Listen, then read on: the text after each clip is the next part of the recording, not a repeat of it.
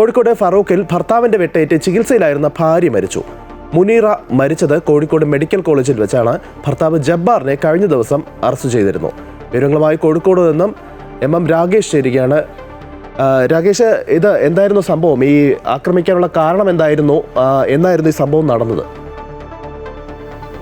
December 24-നാണ് ഈ വിഷയം നടക്കുന്നത്. ഫറൂഖിൽ കുടുംബ വഴക്കിനെ തുടർന്നാണ് ഇത്തരത്തിൽ ഭർത്താവ് ഭാര്യയെ ആക്രമിക്കുന്ന സാഹചര്യം ഉണ്ടായിട്ടുള്ളത്.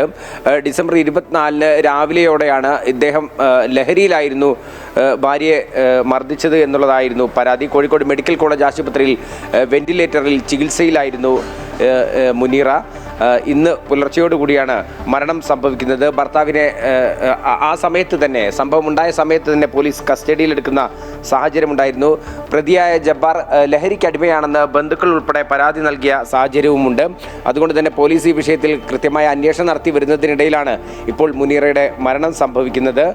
നേരത്തെ തന്നെ ഇവർ തമ്മിൽ തർക്കങ്ങൾ നിലനിന്നിരുന്നതായതും പോലീസ് അന്വേഷണത്തിൽ കണ്ടെത്തിയിരുന്നു. ഏതായാലും മുനീറയുടെ മരണം സംഭവിച്ചിരിക്കുന്നു. ഇതുമായി ബന്ധപ്പെട്ട് പോലീസ് കൂടുതൽ അന്വേഷണങ്ങളിലേക്കും മറ്റും കടക്കുമെന്നാണ് മനസ്സിലാക്കുന്നത്.